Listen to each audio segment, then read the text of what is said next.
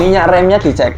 Kalau misalnya ada minyak rem kurang, wah kemungkinan besar kopling juga bermasalah. Ketika dibubut rata, maka si ini kopling dan juga mataharinya ini dia akan semakin menjauh dari silinder rilisnya. Gimana itu? Nah, kalau sudah semakin menjauh ya alternatifnya ini diganjel di belakangnya sini. Karena kan tentunya akan semakin menjauh.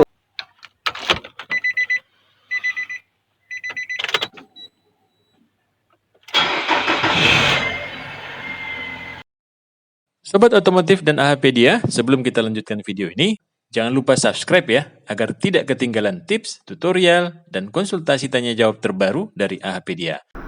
Assalamualaikum Mas Ardi. Waalaikumsalam warahmatullahi wabarakatuh, Pak Taufik dan juga Sobat AHpedia. Gimana kabarnya, Pak? Alhamdulillah Mas Ardi.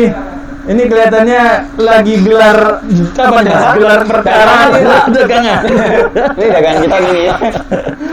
Ya, ini mobil mengalami ini Pak, masalah di kopling. Trouble kopling. Kita dulu pernah membahas masalah kopling ya. Ini kita refresh lagi untuk bahasan kita tentang kopling. Khususnya untuk kopling-kopling sekarang ini kan dia kan sudah menggunakan sistem hidrolis Pak. Iya, hidrolis ya. Kalau dulu mungkin masih pakai yang tipe bearing release, tapi dia juga udah ada masternya juga sih. Cuma kan dulu kan masih, kalau mobil-mobil jadul itu masih olor ya Pak. Pakai kabel ya? Ya, kabel. Yang tipe-tipe mobil-mobil sekarang udah menggunakan silinder. Nah, silinder atau hidrolis ya. Silinder itu rumahnya minyak remnya. Minyak rem atau minyak kopling. Jadi gini Pak Taufik, untuk kasus ini, mobil ini dia mengalami kasus yang namanya nyeplos. Kopling nyeplos. Nah, kopling nyeplos itu terjadi dikarenakan silinder ini dia kan tertahan minyak atau oli yang hidrolis yang ada di dalam sini itu tertahan oleh yang namanya seal. Nah, ini dia sealnya ini dia sudah rembes. Nah, apabila sealnya ini dia sudah rembes, itu dia akan mengakibatkan ketika dia diinjak gitu, dia nggak akan mampu menekan ini mataharinya nggak akan mampu tertekan dikarenakan dia sealnya itu tadi rembes. Ini sebenarnya barangnya seperti ini Pak.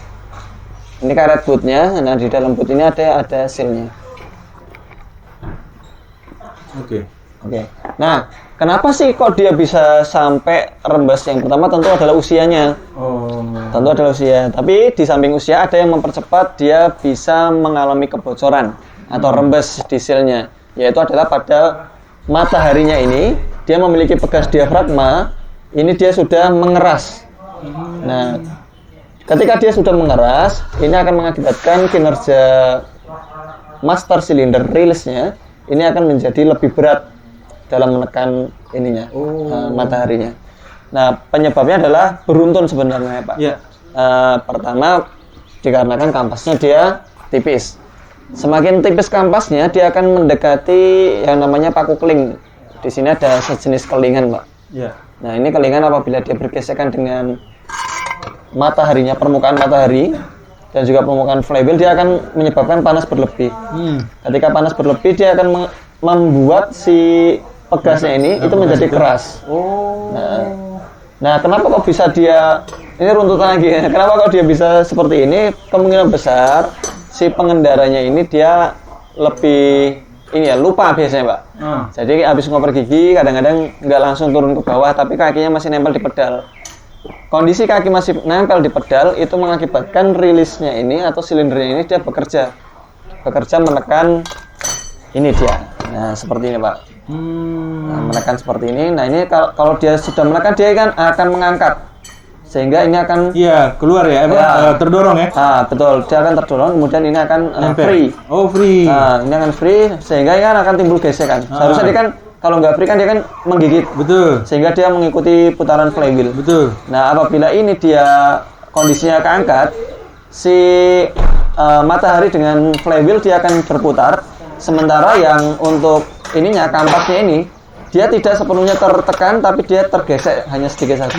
Sehingga mobil ketika sedang berjalan mungkin kita tanpa sadari, tapi di kondisi yang ada di matahari dan juga rilisnya ini mereka sedang bekerja menekan.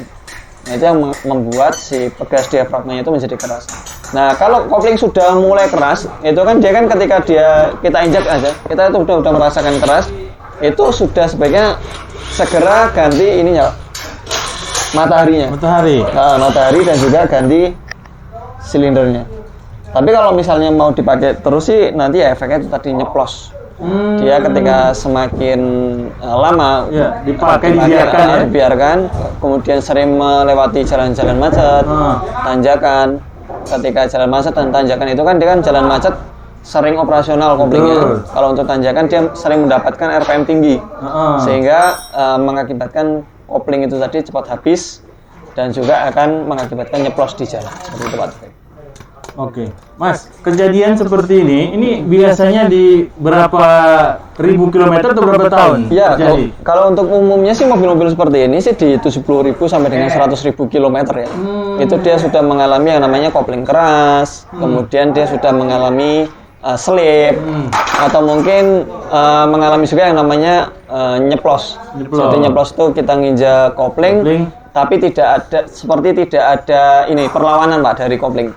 Sehingga kopling begitu diinjak, pedalnya itu ada di bawah sana, jadi nggak mau kembali. Tidak mau balik gitu ya? Nggak mau kembali. Jadi ditekan itu dia lunak atau ringan. Begitu juga ketika kembali dia nggak langsung kembali, itu namanya nyeplos.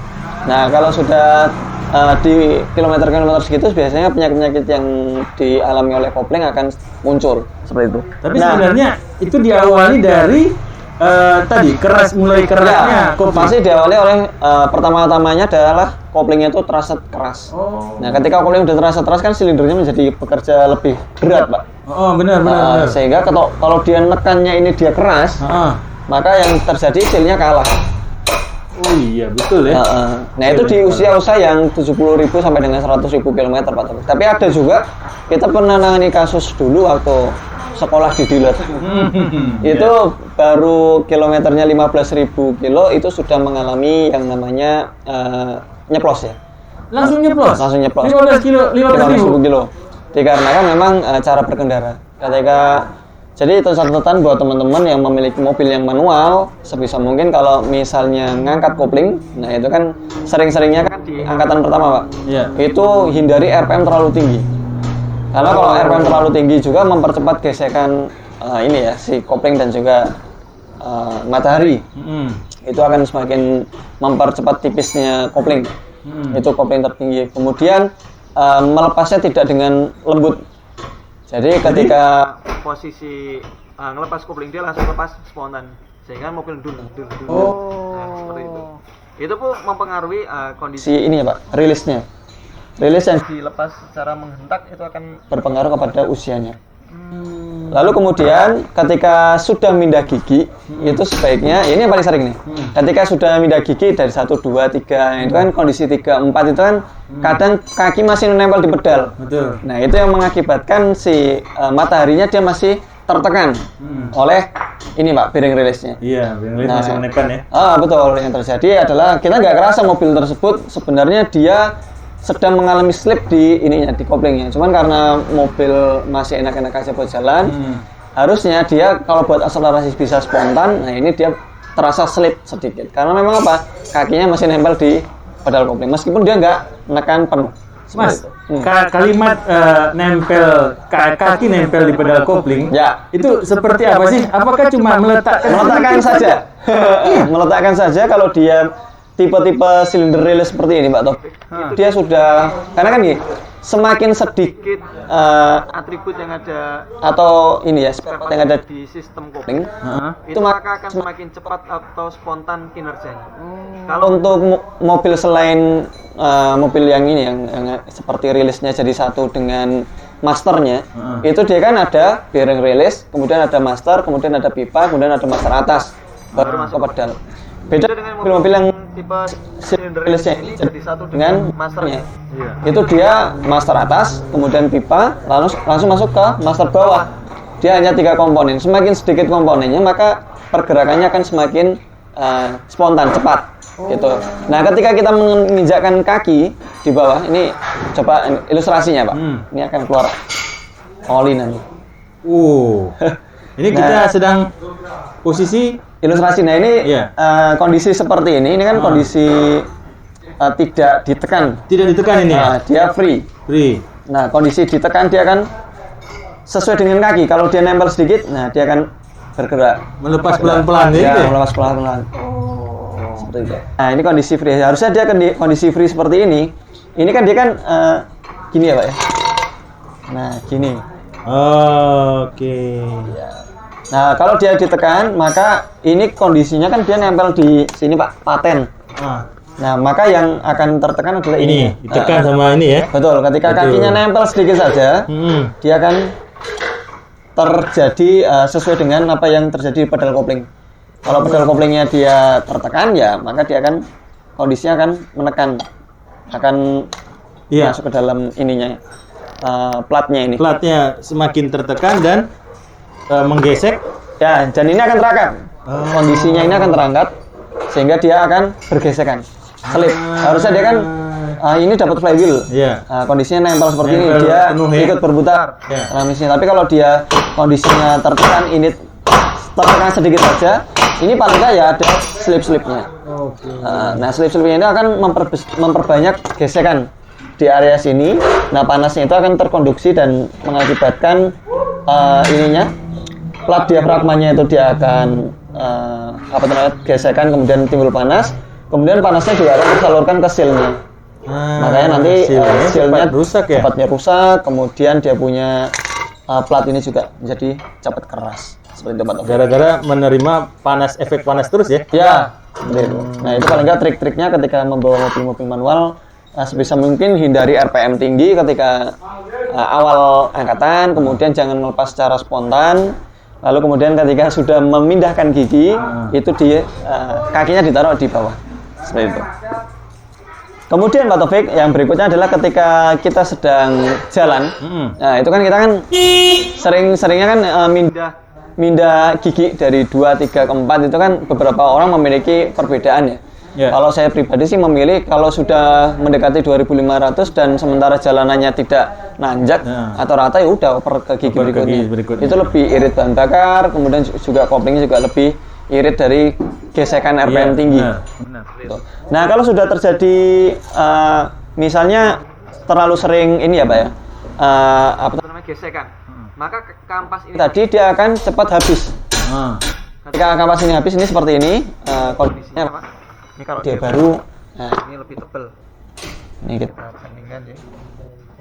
Nah, tebelnya segini Pak. Karena sering bergesekan ya. Nah, kalau sudah sering bergesekan seperti kita lihat ilustrasinya seperti ini Pak, itu kondisi awal angkatan biasanya ketika dia diangkat itu lebih tinggi ngangkatnya, karena itu adalah tanda-tanda kopling itu sudah mengalami aus. Jadi kalau Bapak bawa mobil manual kemudian kalau dia angkat jauh tinggi, itu maka dia menandakan bisa jadi setelannya atau bisa jadi karena kampasnya ini sudah tipis. Berarti kalau setelan awalnya standar dia di bawah, tahun atau beberapa bulan berikutnya dia tiba-tiba di atas kemungkinan besar karena ini dia tipis. Nah kalau sudah tipis seperti itu nanti akan timbul efek yang sama. Ketika tipis ini kan nanti kan akan bertemu dengan kelingan Pak. Benar. Bertemu dengan kelingan, dia akan bertemu lagi dengan ini flandes atau matahari ya. Makanya akan timbul panas. Nah, panas itu dia akan memperkeras pegas diafragmanya. Jadi efeknya nanti akan beruntun juga. Ketika naiknya tinggi, maka tentunya kopling juga akan keras. Ketika kopling keras, nah nanti berbahaya terhadap ininya, bearing release-nya atau CSC atau silinder. Kalau orang-orang dulu bilang drag lacquer. Iya, benar. Tapi drag lacquer ini jadi satu sama masternya. Iya, ini salah satu yang sering kendala itu pada saat diinjak bunyi apakah ini? Ya, kalau ketika diinjak bunyi ada partial part lainnya. Jadi bisa jadi karena master kopling yang atas, tergantung bunyinya sih. Kalau bunyinya bawah berarti ini. Tapi kalau bunyinya dari atas itu ada master kopling atas, ada pedal koplingnya. Jadi kalau untuk bunyi banyak kasus, tapi bunyi sendiri itu juga bisa saja disebabkan karena kerasnya sistem kopling Pak. Jadi karena sistemnya kopling itu keras, itu mengakibatkan aus di pegasnya yang ada di pedal kopling. Di sana ada bantalan toh. Nah bantalannya itu menjadi pecah karena bantalannya hanya dari plastik. Kayak gitu Pak Taufik. Mas Adi, kalau kita membiarkan kasus seperti ini, kopling aus gitu ya, itu berpengaruh nggak sih kepada flywheel? Ya, betul. Jadi ketika kita membiarkan hal ini tentunya terhadap performa sangat berpengaruh. Jadi mobil terasa selip, nanjak Yang misalnya kita kita paling dekat sini tol Ungaran ya. Iya, Ungaran. Itu kan naiknya itu kan Betul. nggak terasa. Iya. Sebenarnya tanjakan tapi karena dia jauh. Nah, itu jadi nggak terasa menanjak. Nah, ketika itu mobil menjadi digas itu hanya gereng saja. RPM-nya naik. RPM tinggi. Ya, cuman dia nggak jalan gitu. Nah, efeknya ketika dia sudah tipis, kemudian ini kan ada kuling, Pak. Selain dia memakan sisi ini Satu hadap ke matahari. Satu lagi hadap ke flywheel. Flywheel itu bisa berbentuk bolong nanti. Jadi ada cekungan. bisa. Nanti kita Catkan fotonya. seperti apa Flywheel yang mengalami kerusakan. seperti itu. Nah, kalau udah flywheel mengalami kerusakan, Itu tentunya ada dua solusi. Yang pertama bisa diganti. Kalau diganti udah beres. Tapi yang kedua di slap rata, dibubut rata.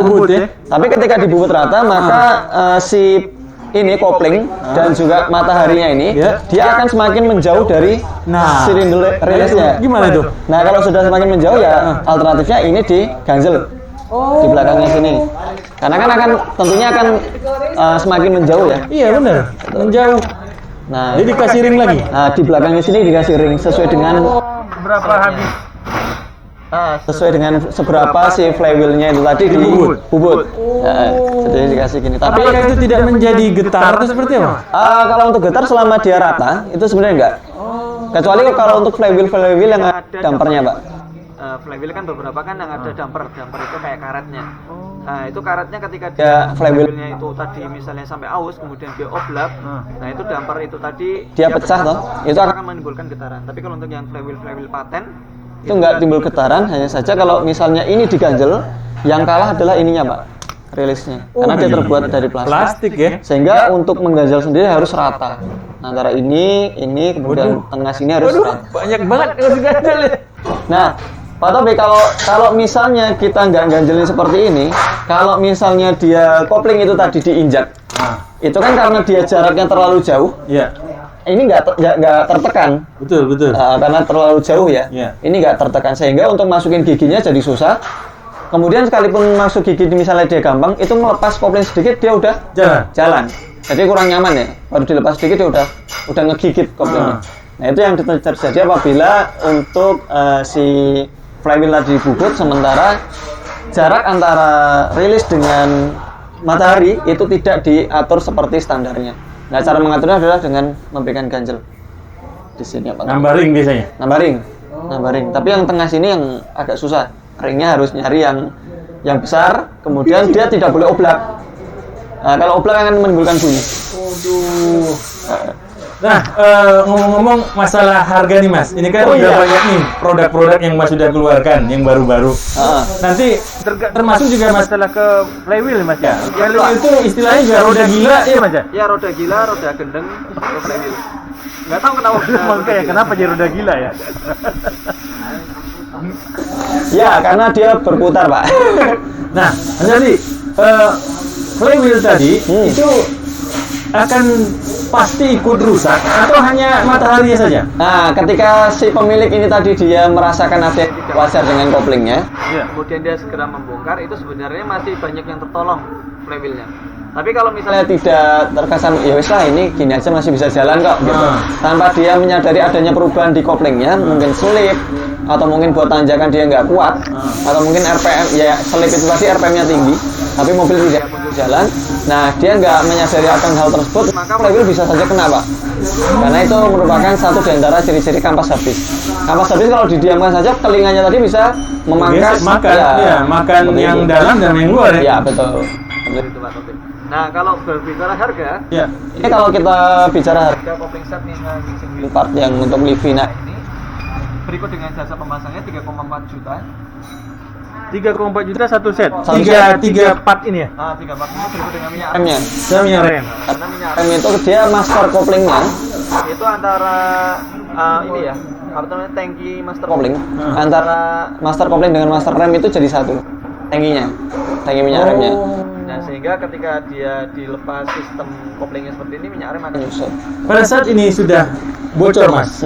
Ini mengeluarkan oli minyak remnya bocor nggak sih? Iya betul, Bocor. Ketika ini bocor, maka di antara sambungan antara mesin sama transmisi itu ada minyak Rem di sana.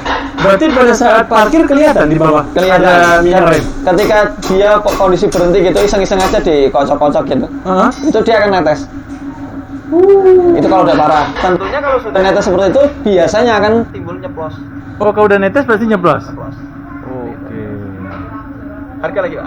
Harga, lanjut lagi Mas. Ini tadi 400 3.400 komplit. komplit. Nah, tapi kalau detail satu-satu Nah, detail satu ini kurang lebih sekitar 1 jutaan. 1 Nah, juta, ini 1 jutaan juga. 1 juta, Ini hampir 1 juta. 1 juta juga. Oh, itu yang asli ya Mas ya? Yang asli. Kalau yang Yang misalnya merek-merek XD gitu kurang lebih sekitar 1.500.000 sampai 2.200.000-an untuk Satu spare part. paket? Satu paket spare partnya. apa bedanya Mas? Dengan kualitas yang asli atau yang KW? Apakah ada pengaruh terhadap performa atau getaran dan segala macam? Ya, kalau untuk keawetan, Pak ya. Ya, Misalnya keawetan. keawetan aja sih. Kalau untuk di awal-awal setelah penggantian itu lebih Ada kepada kayak diinjak itu rasanya kurang perlawanan. kalau yang non ori. Jadi terlalu lunak dan Dan dia baliknya itu agak terasa slip dan sedikit getar. Itu kalau yang non ori. Kita pernah dulu memasangkan punya customer bawa sendiri. Iya. Kemudian kita coba, oh ternyata rasanya berbeda. Perlawanan koplingnya itu, kalau yang non ori dia seperti nggak ada perlawanan. Jadi naiknya itu untuk baru ya, itu naiknya itu lebih lambat.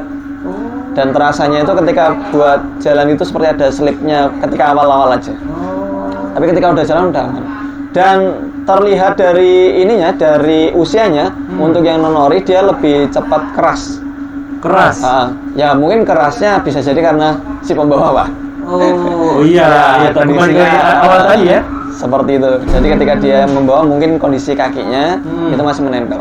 Tapi kita memang ketika habis mengganti kopling seperti ini kita selalu mewanti-wanti kepada pemilik kendaraan kalau dia membawa kendaraannya sebisa mungkin hindarin kaki masih menempel di kopling ketika setelah penggantian gigi persnelem. Mas Andi, ini ada yang telepon saya nih. Yang telepon saya nanyain, Ya, Pak Taufik, kalau minyak rem dari si apa namanya nih? ini silinder. Silinder ya? Silinder kopling. Iya, silinder kopling ini bocor nih. Ya, Nah, udah netes kan? Oh, iya. Itu pengaruh nggak sih kepada rem? Karena kan tadi satu tempat kan ya? Iya, betul. Minyak rem mobil ya? ya betul. Jadi betul Pak Taufik, ketika dia untuk kopling ini dia mengalami netes ya. Iya. Kemudian itu kan tetesan tersebut akan mengakibatkan oli yang ada di tampungan Minyak rem. ini minyak rem master minyak Master rem itu minyak akan rem. menjadi menyusut. Menyusut nanti nanti. lama-lama akan habis. Nah, ketika dia misalnya ketika udah netes itu dia masih mengalami kopling angkat, Heeh. belum terlalu nyeplos, itu sebenarnya udah nyeplos. nyeplos. Tapi kalau misalnya masih belum terlalu nyeplos, itu ketika si minyak remnya di atas itu dia sudah habis itu akan berpengaruh kepada rem. Nah, remnya nanti menjadi lebih dalam. Berarti lampu minyak rem di Lampu remnya dashboard akan nyala. Akan nyala. Akan nyala. Berarti kalau lampu rem nyala itu tidak hanya sekedar masalah di rem ya? Ya betul. bisa jadi karena ada bocoran yang lainnya. Seperti Seperti bisa jadi karena itu kan jadi satu lambang dengan kayak sweet and rem ya. Benar. Kalau itu rem. bisa jadi sweet and remnya dia bermasalah atau minyak remnya dia berkurang. Nah itu tentunya di sana ada kebocoran. Ada kebocoran, Karena ya. minyak rem jarang menguap dan jarang kurang. Oke. Seperti itu. Nah, Mas Andi, Ah, ada yang kelewatan. oh iya Pak. Untuk harga flywheel, kalau diganti itu atau di slap dulu atau bagaimana? Kalau slab itu kurang lebih sekitar 200 sampai 400 ribu. 200 sampai 400 ribu. Itu untuk slab rata flywheel. Setelah dibongkar ya, dibawa Iya. ke bengkel bubut. Kemudian kalau misalnya harus penggantian itu kurang lebih harganya sekitar 2 sampai dengan 5 jutaan. Wah. Nah, ada yang tipe-tipe seperti yang ada tumble-nya itu yang mungkin bisa sampai sekitar 7 jutaan. Mas, pada saat kita slap flywheel tadi, Ya. itu kan wajibkah akan ada penambahan di sini atau tidak? Tergantung Pak. Jadi ketika slabnya dia belum sampai yang 1 mili lebih, dia baru kelihatan ada ini ya, seperti ini ya. Nah, permukaan Ya, yang tidak merata seperti ini untuk menghindari getar. Nah, itu sebenarnya nggak perlu ditambah, nggak apa-apa. Oh iya, ini belum ya, belum terlalu ini ya. Ya, belum. Jadi kan ada yang permukaannya masih seperti ini, licin. Ada yang masih ada rasa ininya, rasa kasarnya. Iya, betul. Nah, permukaan seperti ini kalau misalnya dia di slab rata saja, tidak sampai setengah mili, itu masih aman. Oh. Jadi nggak perlu ditambah. Kita pernah dapat itu sampai 2,5 mili, Pak. dalamnya. Yang di flywheel. Flywheel. Itu karena memang kondisinya customernya, kalau customer mintanya diganti aja. Tapi karena kita kondisinya barang nggak punya, akhirnya harus swap karena customer luar kota. Jadi harus segera pulang ke daerah asal. Akhirnya kita slap, kemudian kita tambahkan ring. Baik, Mas Adi. Bisa diberikan tips buat kawan-kawan, Mas? Tentunya untuk ya teman-teman yang memiliki mobil manual, pertama tentu hindari genangan air ya. Genangan air ketika terjadi banjir, mungkin kayak saat ini musim hujan, ada genangan banjir, sebaiknya dihindarin karena kondisi seperti menerjang banjir tersebut, misalnya sampai terkena kopling, nah ini nanti kopling akan lengket dengan ininya ya. Pernah kasus yang kita angkat ya, Mas? Oh ya benar. Kita pernah ngangkat kasus yang Datsun waktu itu ya. Iya benar. Jadi dia menjadi lengket seperti ini. Iya betul. Akhirnya ketika dia terkena air dalam kondisi panas, kemudian tidak lama setelah itu belum sempat kering, mesin langsung dimatikan, maka dia akan kondisinya akan menempel dengan flywheel, kemudian dengan ininya mataharinya. Nah kalau sudah terjadi kayak gitu, mobil sekalipun dikopling dia tidak akan mengangkat kondisinya ini si mataharinya. Itu harus dihindarin. Kemudian yang kedua, ketika awal angkatan hindari RPM tinggi ya, paling enggak untuk mobil-mobil CC yang 1500, 1000 sampai 1500, kalau 2000 CC sih masih aman ya. Kita nggak gas saja, kadang-kadang mobil jalan sendiri. Karena powernya gede. Nah, untuk mobil-mobil kecil seperti itu hindarin melewati 1500 RPM. Karena kalau sampai ya 1500 itu sebenarnya udah tinggi. Ya kalau mau ngangkat RPM-nya antara sekitar 900 sampai 1200. Itu di 1500 sampai 1200 cc. Ya, untuk yang mobil-mobil kecil-kecil lah ya. Nah, itu supaya tidak selip kalau banyak. Kemudian ketika sudah jalan, itu hindari RPM berlebih ketika ingin ngoper gigi. Nah, kalau misalnya jalanan tidak menanjak atau jalan hanya rata-rata kota saja, ya sebaiknya ketika ngoper gigi ya di RPM 2500 itu udah dioper, atau 3000 maksimal itu udah dioper. Kemudian ketika sudah setelah selesai melakukan oper gigi, jangan lupa kakinya turun ke bawah.